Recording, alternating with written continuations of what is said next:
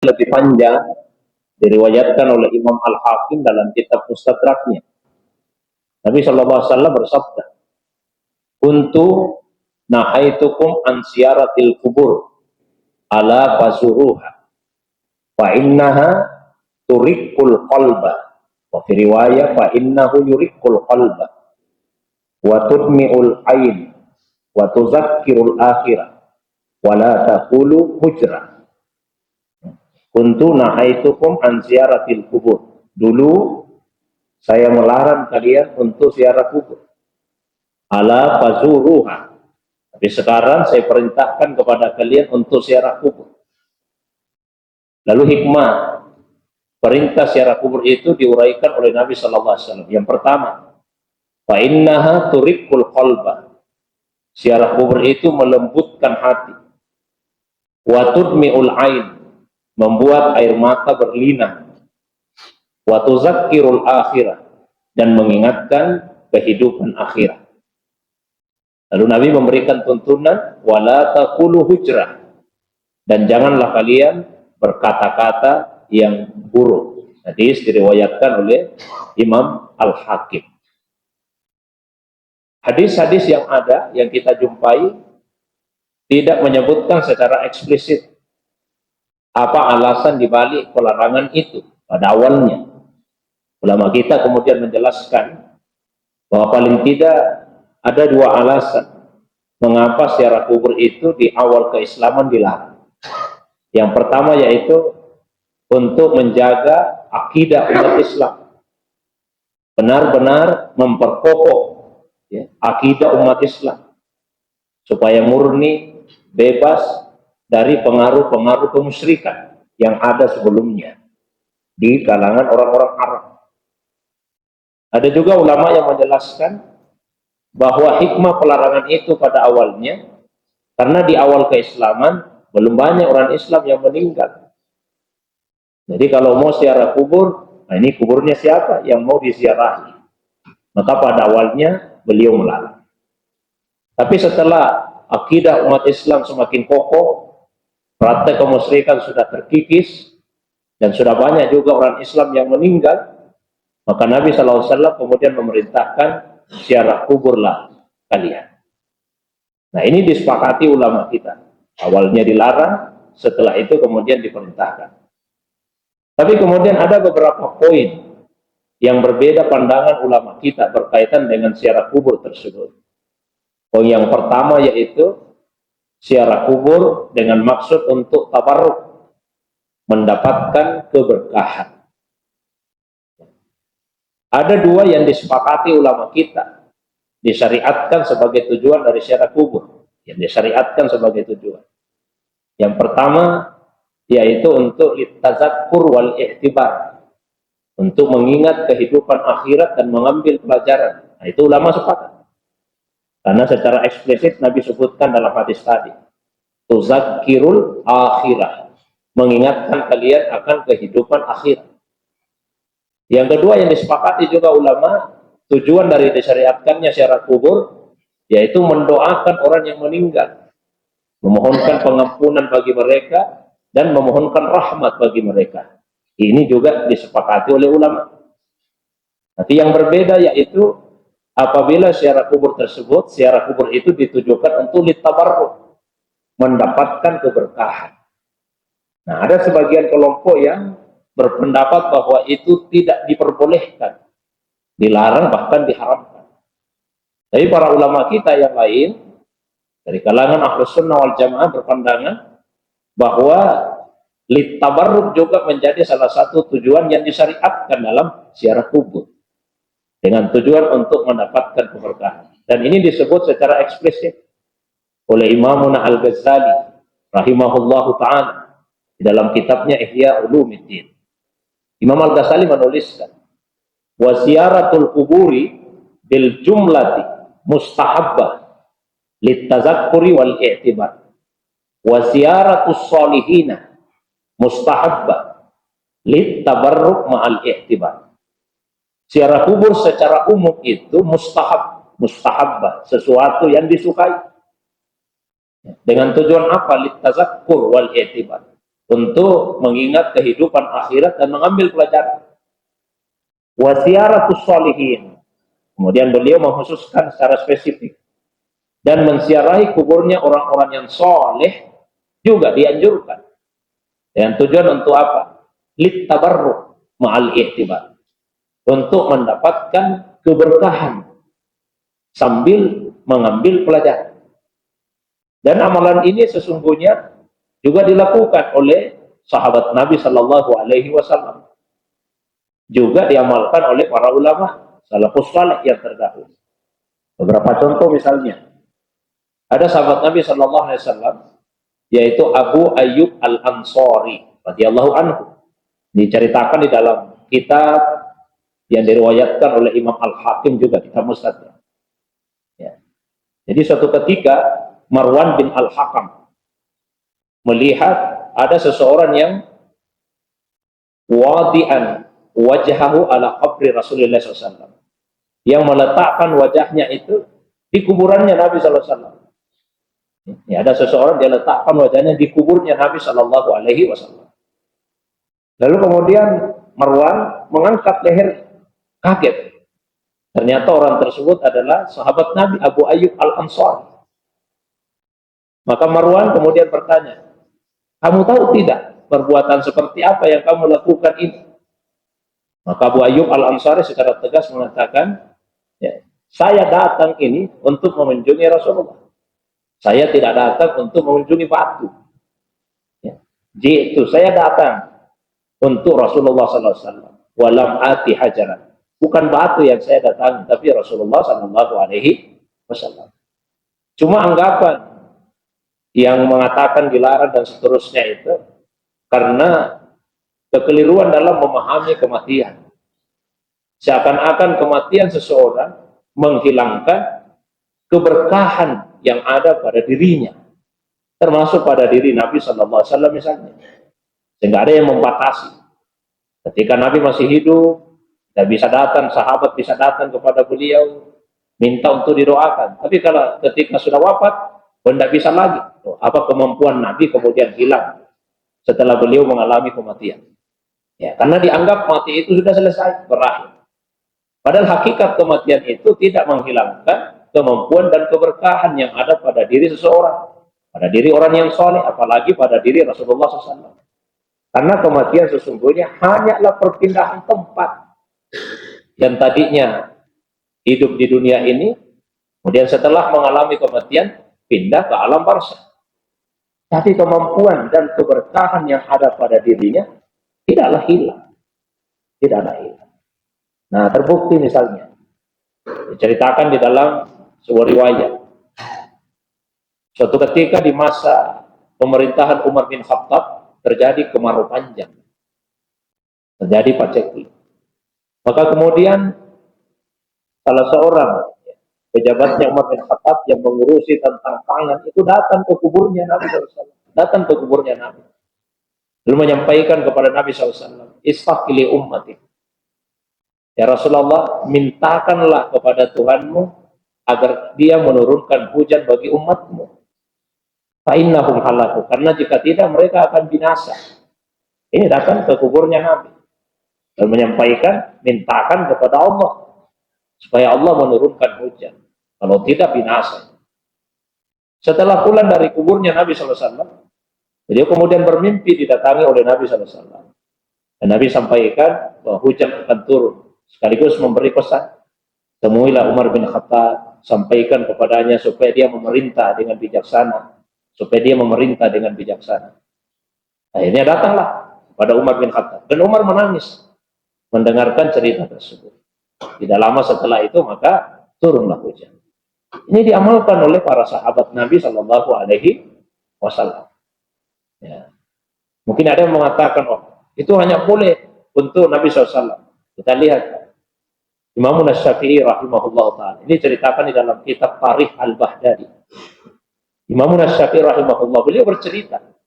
Saya itu kata beliau tiap hari saya mensiarahi kuburnya. Ya, saya siarahi kuburnya Imam Abu Hanifah. Tiap hari siarahi kuburnya Imam Abu Hanifah. Karena Imam Syafi'i tidak pernah bertemu langsung. dengan Imam Abu Hanifah. Abu Hanifah sudah lebih dulu wafat. Tapi beliau berguru kepada beberapa murid dari Imam Abu Hanifah. Nah, karena itu kata Imam Syafi'i tiap hari saya datang ziarahi kuburnya Imam Abu Hanifah dan berdoa di situ. Dan kalau ada hajat saya kata Imam Syafi'i, saya salat 2 rakaat dan saya berdoa. Ya. Dan tidak lama setelah itu Allah SWT penuhi apa yang menjadi hajat saya. Ini sebetulnya kebiasaan para sahabat dan juga para ulama yang terdahulu. Untuk ziarah kubur bukan sekedar ditazakkur, ya, mengambil pelajaran bagi kita yang masih hidup. Bukan sekedar untuk doa, untuk mendoakan orang yang meninggal, tapi juga litabarruk, untuk mengambil keberkahan dari orang-orang soleh yang telah diwafatkan oleh Allah SWT. Karena sekali lagi kematian tidak menghilangkan keberkahan yang ada pada diri mereka. Jamaah subuh yang dirahmati, dimuliakan oleh Allah Subhanahu wa taala. Kemudian yang berikutnya, yang kedua yang biasa juga berbeda ulama kita kaitannya dengan ziarah kubur, yaitu membaca Al-Qur'an di kuburan. Ada sebagian orang yang berpendapat bahwa ini tidak diperbolehkan. Tapi ulama kita dari kalangan Ahlussunnah wal Jamaah berpendapat bahwa itu boleh-boleh saja. Ada satu kitab yang sangat bagus, judulnya Asarul Hadisi Sharif fi Ihtilafil A'immatil Fuqaha. Pengaruh hadis terhadap perbedaan pendapat para imam-imam, para ahli fikih. Tapi ini ditulis oleh Muhammad Awam rahimahullah. Nah, di dalam kitab itu diuraikan apa-apa saja yang berkaitan dengan hadis yang menjadi sebab perbedaan pendapat para ulama. Ada banyak poinnya. Di antaranya yaitu perbedaan dalam menentukan status sebuah hadis. Karena hadis itu tidak sama dengan Al-Quran. Kalau Al-Quran Pak sudah pasti 100% ayat-ayatnya dari Allah SWT, pasti. Beda dengan hadis. Apa yang diklaim dinyatakan sebagai hadis Nabi SAW belum tentu 100% itu berasal dari Nabi. Maka sifatnya ijtihadiyah untuk menentukan ini hadis atau tidak. Karena ijtihadiyah, ya ulama biasa berbeda pendapat. Nah, itu satu. Penyebab yang lain yaitu perbedaan ulama dalam menetapkan kriteria atau syarat sebuah hadis itu dijadikan sebagai hujjah. Misalnya hadis yang dhaif bisa tidak dijadikan sebagai hujjah atau tidak. Karena mohon maaf, di benak sebagian orang menganggap bahwa kalau hadis dhaif itu berarti sudah pasti tidak dari Nabi. Di benak sebagian orang. Begitu mendengar hadis dhaif ini di kepala sebagian orang, oh berarti pasti ini bukan hadis Nabi SAW, pasti bukan perkataan Nabi. Padahal tidak seperti itu. Yang dimaksud dengan hadis dhaif bukan berarti sudah pasti bukan dari Nabi. Tapi hadis dhaif itu adalah hadis yang lemah penyandarannya kepada Nabi. Tapi belum tentu tidak dari Nabi SAW. Hanya lemah penyandarannya. Ini persoalan penyandaran. Kenapa bisa lemah? Karena ada salah satu di antara 5 persyaratan yang tidak terpenuhi. Atau lebih dari 1 persyaratan yang tidak terpenuhi. Hadis itu menjadi sahih mesti memenuhi beberapa syarat. 5 persyaratan pokoknya. 1, sanadnya mesti bersambung, mata rantainya bersambung. Contoh, kalau kita sebut hadis, nama ulama biasanya yang muncul di kepala kita itu, kalau disebut hadis, yang pertama muncul ya Imam Al-Bukhari. Kapan beliau lahir? Tahun 194 Hijriah. Kapan meninggal? Tahun 256 Hijriah. Lahir 194, meninggal 256. Berarti hampir 200 tahun jaraknya dengan Nabi SAW. Maka sudah pasti Imam Bukhari tidak mendengar langsung Nabi bersabda, tidak melihat langsung Nabi melakukan sesuatu. Maka ada yang mengantarainya. Nah itu mata rantainya mesti bersambung. Yang kedua, semua periwayat yang menjadi perantara antara muharris, ulama yang menghimpun hadis, contoh Imam Bukhari tadi, dengan Rasul itu mesti semua adil. Adil dalam arti ya seorang muslim yang balik, yang berakal, tidak melakukan dosa besar dan tidak sering melakukan dosa kecil. Dan harus dhabit, bukan sekedar adil, tapi dia dhabit. Cerdas, kuat hafalannya. Kalau dia punya kitab hadis, dia bisa menjaga kitabnya. Karena ada juga periwayat, awalnya bagus riwayatnya, begitu hilang kitabnya, tidak bagus lagi. Karena tidak kuat hafalannya, sandarannya pada kitab yang dia miliki. Nah, kemudian yang keempat, tidak boleh ada ilatnya, cacatnya tersebut. Dan tidak boleh sas. Tidak boleh bertentangan dengan Al-Quran atau riwayat hadis yang lebih kuat. Itu persyaratannya. Begitu ada salah satu dari persyaratan ini tidak terpenuhi, dia bisa menjadi hadis yang dhaif. Tapi bukan berarti pasti bukan dari Nabi. Cuma ketelitian ulama saja untuk menyandarkan satu perkataan kepada Nabi Shallallahu Alaihi Wasallam. Itulah sebabnya ada ulama kita, misalnya Imam Ahmad bin Hanbal, semoga Allah merahmati beliau. Beliau berkata, hadis dhaif itu lebih saya sukai daripada pendapat orang. Misalnya pendapat ulama, saya lebih suka hadis dhaif. Kenapa? Kalau pendapat orang sudah pasti bukan hadis. Yang namanya pendapat ulama. Tapi kalau hadis dhaif, sedaif-daifnya masih ada kemungkinan itu dari Nabi Shallallahu Alaihi Wasallam. Maka beliau mengatakan hadis dhaif lebih saya suka. Nah ini kalau hadisnya dhaif bisa jadi hujjah tidak? Nah itu ulama berbeda. Ya. Tapi yang berkaitan dengan pembahasan kita ini adalah salah satu faktor yang berkaitan dengan hadis yang membuat ulama beda pendapat, yaitu pengetahuan ulama tentang hadis itu sendiri berbeda-beda. Jadi tidak semua hadis itu diketahui oleh semua orang. Ulama-ulama kita, apalagi orang sekarang.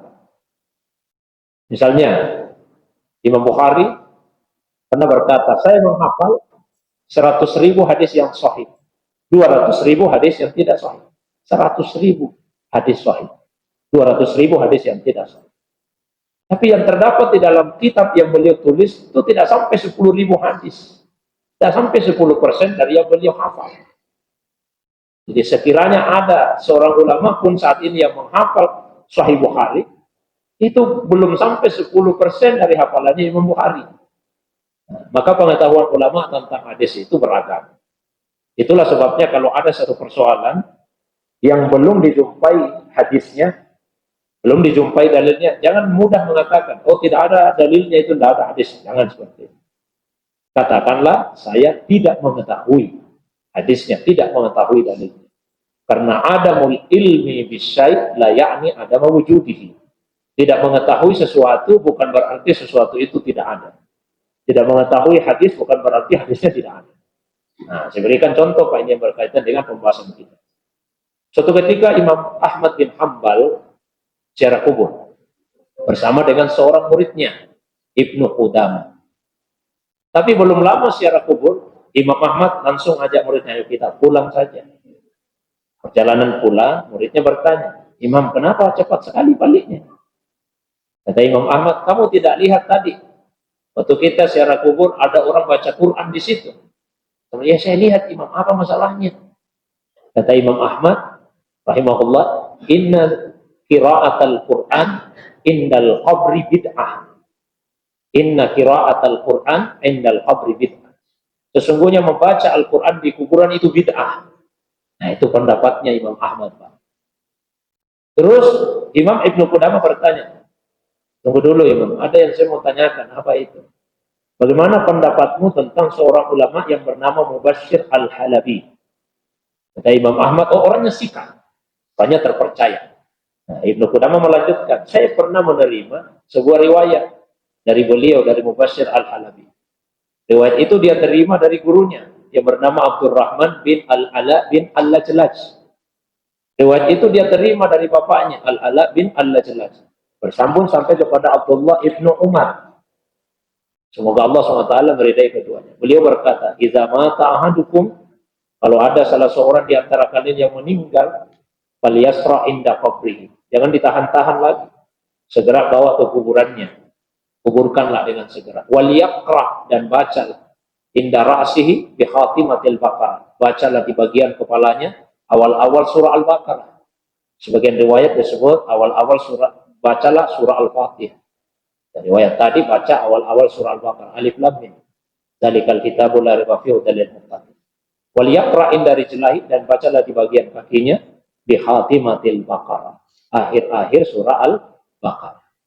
Nah, maka kata Imam Ahmad, kalau begitu jangan larang dia. Seperti itulah ulama kita. Ketika punya satu pendapat, karena belum mengetahui dalilnya, lalu disampaikan kepadanya satu dalil, baik itu hadis yang menyelisih pendapatnya, maka pendapatnya itu kemudian diubah, tidak kemudian bersikuku dalam pendapat awalnya itu. Jadi pendapat ulama kita dari kalangan Ahlussunnah wal Jamaah bahwa membaca Al-Quran di kuburan itu adalah sesuatu yang mustahab, sesuatu yang disukai. Imam Syafi'i juga begitu. Ya, bahkan kata beliau kalau bisa sih biar khatam Al-Quran di kuburan. Ada namanya barakatul jiwar, berkah kedekatan. Ya, kalau dekat dengan kuburan orang-orang yang soleh. Itu yang kedua. Yang ketiga, yang berbeda pendapat juga ulama kita berkaitan dengan ziarah kubur, itu ziarah kubur bagi perempuan. Ziarah kubur bagi perempuan. Ada sebagian ulama kita yang melarang, ya, larangan haram, mengharamkan perempuan itu ziarah kubur. Mendasarkan kepada hadis yang berbunyi, la'anallahu zawaratil kubur. Allah melaknat perempuan-perempuan yang ziarah kubur. Lalu bagaimana pendapat ulama kita yang lain? Oh, dikatakan bahwa hadis pelarangan ini sudah masuk, dihapus dengan hadis perintah yang saya bacakan di awal tadi. Kan Nabi mengatakan, dulu saya larang kalian, untuk ziarah kubur, sekarang saya perintah. Ada juga ulama yang memberikan jawaban yang lain. Yang dilarang itu dalam hadis tadi zawarat. Sawarat bentuknya mubalaghah, berlebih-lebihan, yang berlebih-lebihan dalam ziarah kubur. Itu yang dilarang oleh Nabi Shallallahu Alaihi Wasallam. Dan terbukti di masa Nabi, perempuan pun juga ziarah kubur di masa Nabi. Misalnya diceritakan di dalam sebuah riwayat. Suatu ketika Nabi Shallallahu Alaihi Wasallam melewati kuburan. Nah, beliau melihat ada seorang perempuan yang menangis di kuburan. Maka Nabi SAW kemudian memberikan nasihat, ittaqillah wasbir, bertakwalah kepada Allah dan sabarlah. Nabi tidak melarang, Nabi tidak mengatakan, kamu tidak boleh ziarah kubur. Cuma Nabi memberikan nasihat supaya dia tidak usah menangis, agar dia bertakwa saja kepada Allah SWT dan bersabar atas apa yang dia alami. Tapi tidak melarang perempuan tersebut untuk melakukan ziarah kubur. Aisyah radhiyallahu anha juga pernah bertanya kepada Nabi, apa yang dibaca kalau orang ziarah kubur? Nabi ajarkan bacaannya. Kalau tidak boleh, Nabi tidak ajarkan bacaannya. Nabi malah ajarkan. Misalnya bacalah, Assalamualaikum ya ahlat diyah, ya ahlal kubur, wa inna insyaallah bikum lahikum, dan seterusnya. Jamaah subuh yang dimuliakan Allah. Sebagai penutup, ziarah kubur adalah amalan yang mustahab, yang disukai dan disunahkan, diperintahkan oleh Nabi SAW.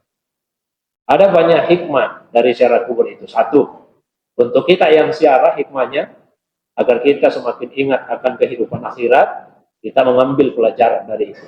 Itu hikmah bagi kita yang ziarah kubur. Ya. Kemudian hikmah yang berikutnya untuk mengambil keberkahan, litabarruk. Nah, untuk yang pertama tadi berlaku umum. Tidak mesti kuburnya orang saleh kalau mau ambil pelajaran, biar kuburnya orang durhaka. Dan juga bisa ziarah. Pelajaran apa yang bisa kita ambil? Dulu ini orang waktunya hidup luar biasa, ya. Diktatornya, kuasanya, sewenang-wenang. Tapi ternyata pada akhirnya mati juga. Itu pelajaran juga bagi kita. Tapi kalau untuk tabarruk, mendapatkan keberkahan, tentu mesti kuburnya orang-orang yang soleh. Nah, hikmah yang berikutnya, untuk orang yang meninggal, ya, kita ziarahi untuk apa? Untuk didoakan. Didoakan kebaikan, dimohonkan pengampunan, dan didoakan rahmat bagi mereka. Saya kira itu pengantar kajian kita di subuh ini. Seperti biasa, kalau ada yang ingin ditambahkan, mungkin ada yang ingin didiskusikan, ditanyakan, baik yang berkaitan dengan pembahasan atau masalah agama yang lain di luar dari apa yang saya sampaikan, saya persilakan. Wa ilallahi turja'ul umur. Wassalamualaikum warahmatullahi wabarakatuh. Ada nggak? Silakan.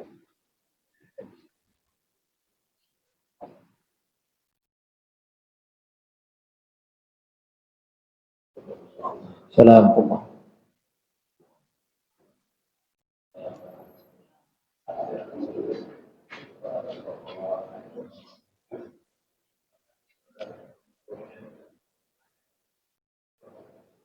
Ya. Baik. Suatu ketika Rasulullah SAW melewati dua pekuburan. Maka Nabi SAW kemudian menyatakan, innahuma yu'adzabani wa ma yu'adzabani bikabir.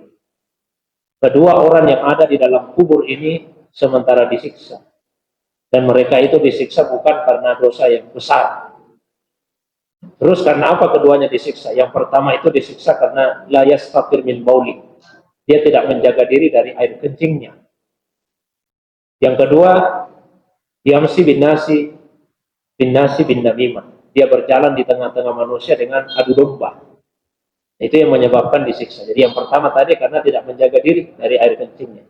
Ulama kita beragam penjelasannya, ada yang mengatakan dia tidak beristinja dengan cara yang baik, dengan cara yang benar.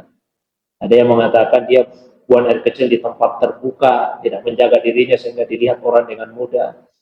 Ada ulama yang mengatakan dia tidak menjaga pakaian dan tubuhnya dari percikannya. Yang jelas berkaitan dengan persoalan air kencing ini. Lalu setelah itu Nabi minta untuk dibawakan pelepah kurma. Nabi kemudian membelah dua pelepah kurma itu. Nabi tancapkan di masing-masing kuburan. Lalu setelah itu Rasulullah SAW bersabda, la'allallahu ayyuhaffifa anhumal azab malam yaibasah. Mudah-mudahan Allah meringankan azabnya kedua orang ini selama pelepah kurma ini masih basah dan belum kering. Nabi tidak menjelaskan apa kaitan antara pelepah kurma yang basah dengan diringankan siksa itu. Nabi tidak sebut karena begini-begini. Maka ulama kita beragam penjelasan. Ada yang menyebut itu berkas sentuhan tangan Nabi. Jadi kalau masih basah berarti masih ada bekas sentuhan tangan Nabi. Nah, karena keberkahan bekas sentuhan tangan Nabi terasa ringan siksa yang dialami oleh penghuni kubur itu. Ada juga ulama kita yang lain yang mengatakan bahwa pelepah kurma yang basah itu dia berzikir kepada Allah Subhanahu wa taala. Karena semua yang ada ini kan bertasbih sebetulnya. Jadi kalau dia basah, itu dia berzikir. Sama dengan bahasa Nabi. Usahakan supaya lidahmu tetap basah dengan zikrullah. Maka pelepah kurma yang basah itu berzikir. Dan zikirnya itu membuat terasa ringan siksa yang dialami oleh orang yang ada dalam kubur. Ini bukan persoalan logika kita semata-mata. Kan? Penjelasan ulama terhadap hadis Nabi SAW. Nah, maka kita di Indonesia Pak, kalau mau pakai pelepah kurma kan sulit, di mana kita mau ambil ini pelepah kurma. Nah, maka yang dibawa kemudian yang dibawa bunga, taburi bunga, lalu kemudian disiram. Mudah-mudahan selama bunga itu masih basah, kalaupun diazab itu Allah ringankan azab. Ada yang mengatakan berarti kita bersangka buruk bahwa orang itu sementara diazab. Kita tidak bersangka buruk pada orang yang meninggal, tapi kita semua ini punya potensi Pak mengalami azab di dalam kubur. Bahkan orang yang kita nilai baik sebaik apapun dia. Nah, karena itu ini saya sampaikan sedikit berkaitan dengan itu. Tidak boleh kalau ada orang yang meninggal itu, tidak boleh. Sebaik apapun menurut penilaian lahirnya kita. Bahkan meskipun dia seorang ulama, tidak boleh kita pastikan. Oh bahagialah kamu sudah masuk surga. Surga yang tertinggi tempatmu. Tidak boleh begitu, kan sering sekali. Kalau ada tokoh agama yang meninggal, seliweran itu di grup-grup ya. Sudah masuk surga, macam-macam bahasa. Itu tidak boleh sebetulnya. Yang melarang siapa? Nabi sendiri yang melarang. Nabi sendiri yang melarang. Pernah ada sahabat namanya Utsman bin Mas'ud. Semoga Allah meridai. Waktu sakit, Nabi datang juga. Nah, kemudian meninggal. Istrinya kemudian berkata, sebuah riwayat menyebut perkataan istrinya itu adalah hani'an laka al-jannah Utsman bin Mas'ud. Bahagialah engkau, tempatmu surga, wahai Utsman bin Mas'ud. Di riwayat yang lain, istrinya berkata, bisa hadati, ya, dengan kesaksianku, akramak Allah telah memuliakanmu. Nabi memandang ke arah istri, pandangan Nabi itu menunjukkan ghadaban, ada kemarahan atau ketidaksenangan di wajah Nabi. Nabi kemudian bertanya, dari mana kamu tahu bahwa Allah telah memuliakanmu? Bahwa tempatnya adalah surga.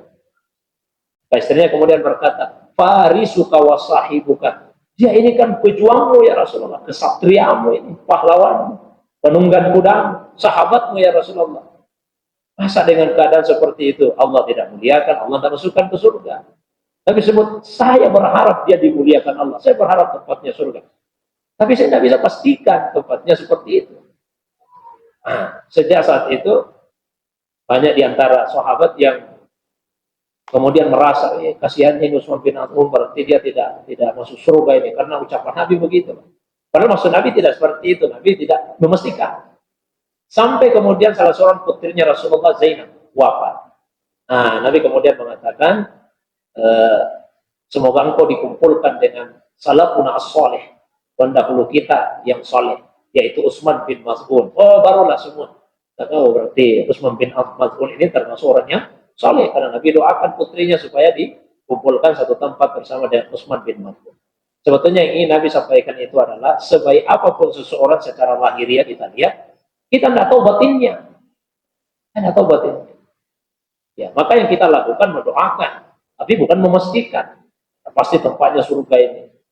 Dan seterusnya. Sudah pasti dikumpulkan sama. Kita tinggal mendoakan saja. Tidak bisa untuk memastikan. Karena seandainya bisa dipastikan, Pak, tidak ada itu hadis yang Nabi ceritakan.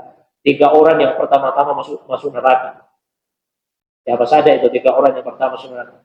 Orang yang mati dalam peperangan di jalan Allah. Orang kaya yang banyak sedekahnya, dermawan, yang banyak sedekah. Kemudian orang yang berilmu, yang banyak mengajarkan Al-Quran. Tapi ini justru ya pertama-tama masuk neraka. Kenapa seperti itu? Karena ternyata orang yang mati dalam peperangan tersebut, itu tujuannya karena dia ingin dianggap pemberani. Dia ingin dapat harta rampasan perang, itu saja tujuan-tujuan dunia. Maka Allah sampaikan, yang kamu harapkan kan sudah kamu dapat. Waktu kamu hidup di dunia, orang sudah puji-puji kamu pemberani. Tidak ada lagi bagianmu di akhirat. Orang yang banyak membantu itu tujuannya apa? Ternyata tujuannya hanya karena ingin dipuji sebagai orang yang dermawan. Orang yang berilmu yang banyak mengajar tujuannya apa? Ternyata hanya karena ingin dianggap sebagai orang alim. Dan itu sudah didapatkan di dunia.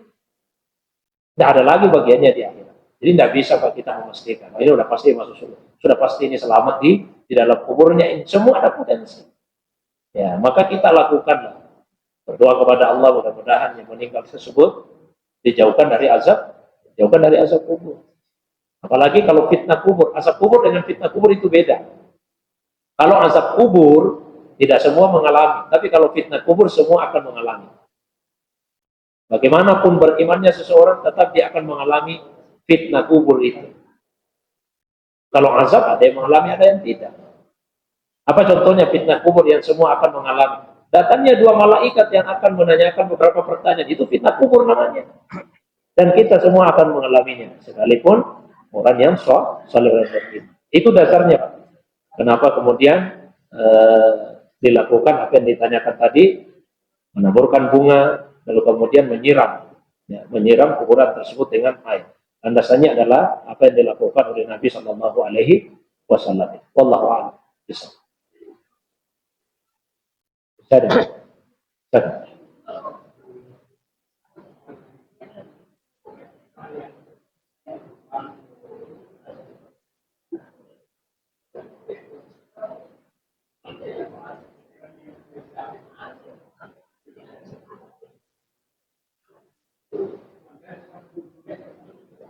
Ya.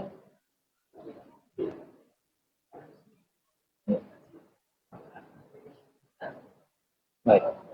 Yang pertama, memang ada hadis yang menyatakan bahwa Rasulullah SAW melarang untuk menembok kuburan, melarang untuk duduk di atas kuburan, dan beberapa larangan lain yang berkaitan dengan itu.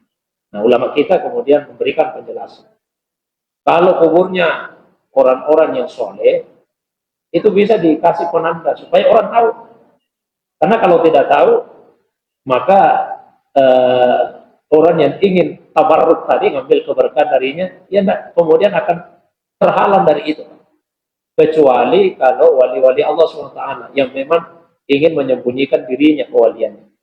Ada satu kisah, ada seorang wali itu. Dia mastur itu tertutupi keadaannya di dunia. Nah, tapi ada yang mengetahui bahwa dia adalah seorang wali. Maka ditandai kuburannya itu. Tapi setiap ditandai hilang. Berkali-kali begitu. Ya, dia datang kepada seorang wali Allah yang, kenapa terjadi begini? Apa jawabannya? Bagaimana tidak terjadi seperti itu? Itu orang, dia ingin menyembunyikan kewaliannya. Tapi kamu sendiri mau menampakkan kewaliannya setelah dia meninggal. Kamu mau tandai? Jangan, biarkan saja seperti itu. Nah, ini bagi yang mastur, Pak. Tapi secara umum, orang-orang saleh yang dikenali, silakan diberi penanda.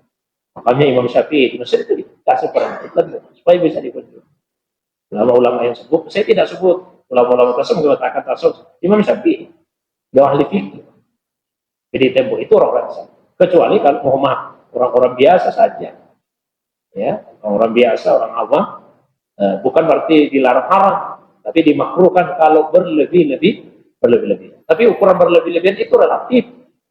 Bagi sebagian orang ini berlebihan, orang lain mengatakan tidak berlebihan. Kiasnya begini, kan sebetulnya WC juga itu dilarang untuk diperindah Pak, WC, toilet. Tapi sekarang kan toilet mewah-mewah itu. Apalagi toiletnya hotel. Nah, lebih mewah daripada kamar rumah. Kamar-kamar mungkin termasuk kamar di rumah saya, toilet hotel isinya itu. Ada juga sebagian orang yang betul-betul mempercantik itu toilet.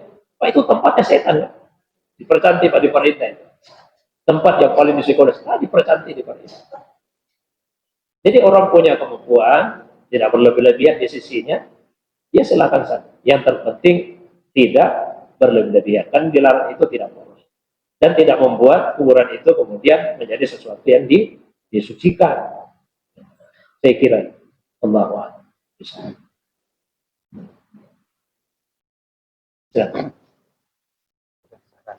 Assalamualaikum warahmatullahi wabarakatuh. Assalamualaikum. Mau bertanya Ustaz tentang asap kubur. Azab kubur. Asap kubur ya. Apakah memang kalau orang yang meninggal hari Jumat atau yang menghafal surat Al-Mulk itu bebas asap kubur? Yang kedua yang mau ditanyakan ini, adakah doa-doa khusus untuk kalau kita mau minta keberkahan sama orang soleh? Meminta keberkahan. Baik. Doa. Baik. Mengenai azab kubur. Azab kubur itu sesuatu yang hak, sesuatu yang pasti adanya.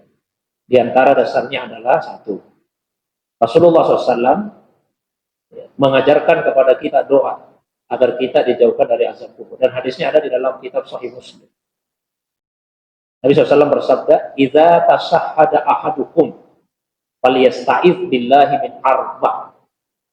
Apabila salah seorang di antara kalian sudah selesai tasahud, ulama menjelaskan sebelum salam, falyasta'iz billahi min arba', hendaklah ia berlindung kepada Allah dari 4 hal. Hendaklah ia berlindung kepada Allah dari 4 hal. Lalu Nabi ajarkan doanya, Allahumma inni a'udzubika min azabi jahannam wa min azabil qabri wa min fitnatil mahya wal mamat wa min syarri fitnatil masih dajjal. Ya Allah, saya berlindung kepadamu dari azab neraka jahanam, dari azab kubur, dari fitnah hidup dan fitnah mati, dan dari fitnah kejahatan dajjal.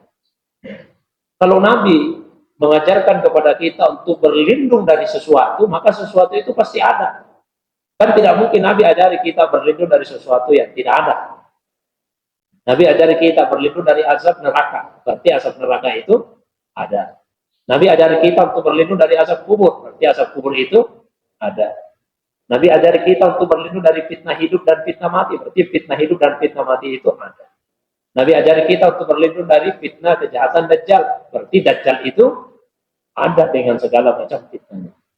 Nah, jadi salah satu yang insya Allah akan dijauhkan dari azab kubur yang rajin membaca doa ini. Yang kedua, Pak, yaitu yang rajin membaca surah Al-Mulk. Nabi yang sendiri yang menamai surah Al-Mulk itu mensifatinya dengan surah Al-Mani'ah, surah Al-Munjiyah. Mani artinya penghalang, munji artinya penyelamat. Nabi sebut di dalam Al-Quran itu ada satu surah, laha salasuna ayat. Ada surah jumlah ayatnya 30. Yaitu surah Al-Mani'ah, surah Al-Munjiyah, surah penyelamat, surah penghalang. Maksudnya apa? Menghalangi dan menyelamatkan dari asap kubur. Surah yang dimaksud surah Al-Mulk, itulah yang terdiri dari 30 ayat. Benar, rajin kita baca surah Al-Mulk. Kalau bisa tiap malam, sebelum tidur baca surah Al-Mulk. Terus yang ketiga yang akan dijauhkan dari asap kubur, tapi ini bukan usaha kita ini, Pak, anugerahnya Allah. Dan di hadis disebutkan, "Ma min muslim yamutu yaumal jumu'ah aw lailatahu illa waqahu Allahu azabal qabri." Dia adalah seorang muslim yang meninggal malam Jumat atau meninggal di siang hari Jumat, kecuali Allah akan memeliharanya dari asap kubur. Tapi ini kan anugerah Allah, bukan maunya kita. Anugerah Allah SWT tentang waktu kematian itu. Itu dalil-dalil tentang amal apa saja yang bisa menjauhkan dari azab kubur. Nah, tapi supaya objektif saya sampaikan, memang ada sebagian kalangan yang mengatakan tidak ada azab kubur. Di antara dasarnya yaitu firman Allah di dalam Al-Quran pada surah Yasin. Di surah Yasin kan diceritakan, waktu orang-orang kafir dibangkitkan dari kubur, mereka kaget. Lalu kemudian berkata, ya wailana mamba'asana mim marqatina hadza ma wa'ada ar-rahman wa sadaqal mursalun. Jadi begitu orang kafir itu Pak bangkit dari kubur, kaget, ya wailana, celakalah kami, mamba'asana mim marqatina, siapa yang telah membangkitkan kami dari tempat pembaringan kami. Nah, ini perkataan orang kafir. Lalu sebagian ulama memahami berarti orang yang dikubur itu dia tertidur. Dan orang kafir mengatakan, siapa yang membangkitkan, membangunkan kami dari tempat pembaringan? Nah, ulama menjawab, oh maknanya tidak begitu. Mereka kan tidak mengatakan siapa yang membangunkan kami dari tidur kami. Tapi yang mereka katakan membangkitkan dari marqat, dari tempat tidur. Pernahkah kita di tempat tidur tapi tidak bisa tidur? Sering Pak, kita di tempat tidur tapi tidak bisa tidur. Jadi Allah menamai kuburan itu dengan nama marqat, tempat pembaringan. Karena posisi orang yang ada di dalam kubur itu seperti posisi orang yang di tempat tidur. Tapi bukan berarti keadaannya sama, posisinya yang sama, berbaring, dibaringkan. Tapi bukan berarti dia tidur. Dan banyak ayat-ayat lain yang dijadikan dasar ulama kita yang menyatakan bahwa siksa kubur itu adalah sesuatu yang hak adanya. Jadi untuk pertanyaan pertama tadi, benar, surah Al-Mulk itu salah satu amalan bagi yang sering membacanya untuk dijauhkan dari azab kubur. Wallahu a'lam. Apa tadi yang kedua itu? Minta doa keberkahan untuk orang soleh. Nah, kalau kita kunjungi yang masih hidup, ya, meninggal. Ya untuk orang hidup. Yang masih hidup. Iya. Ya. Kita datang saja minta apa yang menjadi hajat kita. Ya, datang kepada orang yang soleh minta supaya kita didoakan. Kalau dia masih hidup, ya, minta didoakan. Dan meminta, meminta kepada orang lain untuk didoakan itu juga amalannya Nabi. Coba dalam benak kita ini. Siapa manusia yang paling dekat dengan Allah SWT? Rasulullah SAW. Kalau masalah doa, ya mestinya Nabi tidak perlu lagi minta sama orang lain kan untuk didoakan. Tapi Nabi pun juga meminta kepada sahabat untuk didoakan. Suatu ketika Umar bin Khattab akan pergi ke Makkah untuk umrah. Ya. Lalu Nabi datang. Nabi kemudian mengucapkan, la tansani fi du'aika ya akhi. Jangan lupakan saya dalam doamu wahai saudaraku. Maksudnya kalau kamu berdoa ingat-ingat juga saya Umar. Kalau kamu berdoa. Itu kata Umar bin Khattab, tidak ada perkataannya Nabi yang paling tidak bisa saya lupa dibandingkan perkataan itu. Sudah Nabi panggil saya wahai saudaraku. Nabi katakan lagi jangan lupakan saya dalam doamu. Ini Nabi minta sama Umar. Jangan lupakan saya di dalam doamu wahai saudara. Karena apa? Karena mustajabnya doa kan banyak faktornya. Satu, faktor orang yang berdoa. Yang kedua, faktor waktu berdoa. Yang ketiga, faktor tempat. Nah, ini kan Umar akan pergi umrah atau haji. Beliau akan berada di tempat-tempat yang mustajab doanya. Maka Nabi minta kalau berada di tempat-tempat yang mustajab, terus kamu berdoa, doakan juga saya. Ya, kalau masalah orang Pak ya, tidak ada orang yang paling mustajab doanya dibandingkan Rasulullah SAW. Jadi kita minta saja. Ya minta didoakan sesuai dengan apa yang menjadi hajat kita. Ya, kalau orangnya sudah meninggal pun silakan. Tapi selain itu di sisi lain doakan juga. Doakan apalagi kalau guru-guru kita, para musyrik kita, murabi kita doakan. Imam Ahmad bin Hanbal 40 tahun dalam sujudnya. Beliau sendiri yang mengatakan itu. Saya itu 40 tahun dalam sujud saya. Kalau salat sujud, doa yang beliau selalu baca selama 40 tahun doanya Imam Ahmad. Allahumma ghafirli wali walidayya wali Muhammad bin Idris. Ya Allah ampuni saya, ampuni kedua orang tuaku dan ampuni Muhammad bin Idris. Siapa itu Muhammad bin Idris? Imam Syafi'i rahimahullah, gurunya Imam Ahmad. Kita ini Pak belum tentu kita pernah mendoakan guru kita di dalam salat. Apalagi kalau sampai 40 tahun. Itu Imam Ahmad seperti itu. Saya sendiri tabarruk dalam salat atau di luar salat, kalau tidak baca dalam salat itu sering membaca doa begini untuk guru saya. Allahumma ja'alni mahbuban fi qalbi wa ja'alhu mahbuban fi qalbi wa qulubil umma wa qulubin nasi ajmain. Ya Allah, jadikan saya sebagai orang yang dicintai oleh guru saya, dan jadikan guru saya sebagai orang yang saya cintai di hati saya, dicintai oleh umat dan dicintai oleh manusia secara umum. Itu bentuk hikmat kita juga kepada guru-guru kita, kepada orang-orang yang saleh, para ulama. Mungkin itu. Allahu a'lam.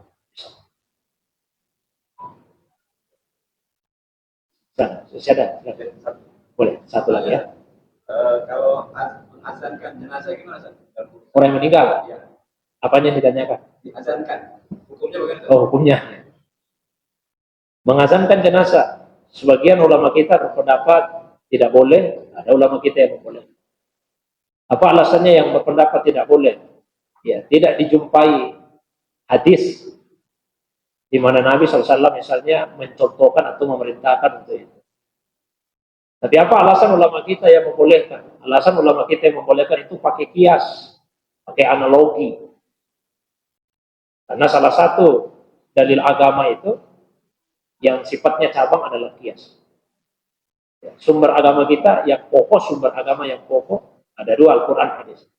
Kemudian yang cabang yang disepakati ulama ijma dan kias. Selebihnya itu sudah berbeda pendapat ulama. Kias itu sering digunakan. Sebelum masuk ditanyakan contoh. Kan biasa ada orang Pak mengatakan tidak boleh mencium ini mushaf Al-Quran. Beda itu kalau kita mencium mushaf Al-Quran. Tidak ada riwayatnya Nabi misalnya mencium mushaf Al-Quran. Mencium benda-benda yang suci itu sunnah. Mencium benda-benda yang suci. Pakai apa? Pakai kias. Kiasnya apa? Nabi mencium Hajar Aswad karena dia benda yang suci. Nabi mencium Hajar Aswad. Ya, maka kata Umar bin Khattab, saya tahu kamu ini batu, kalau Nabi tidak mencium, saya juga tidak mencium. Jadi pelajaran apanya, kesimpulan umumnya, yaitu disunahkan mencium benda-benda yang suci. Nah, maka Quran ini benda yang suci. Karena dia benda yang suci, disunahkan untuk mencium. Itu pakai kias. Nah, terus masalah azan tadi. Ketika kita lahir ke dunia ini, maka kelahiran kita disambut dengan azan. Maka ketika orang meninggalkan dunia, kepergiannya itu juga diantar dengan azan. Itu kiasnya ulama kita yang mengatakan boleh. Artinya ini saya jelaskan supaya kalau kita melihat orang yang mengamalkan itu, jangan dilarang, jangan disalahkan. Meskipun misalnya kita sendiri berpendapat bahwa saya tidak melakukan ini, silahkan kita tidak lakukan. Tapi jangan melarang yang melakukan. Nah sebaliknya, kalau misalnya kita memilih untuk melakukan, jangan kita mengatakan yang tidak melakukan itu tidak sempurna caramu ini mengantar jenazah.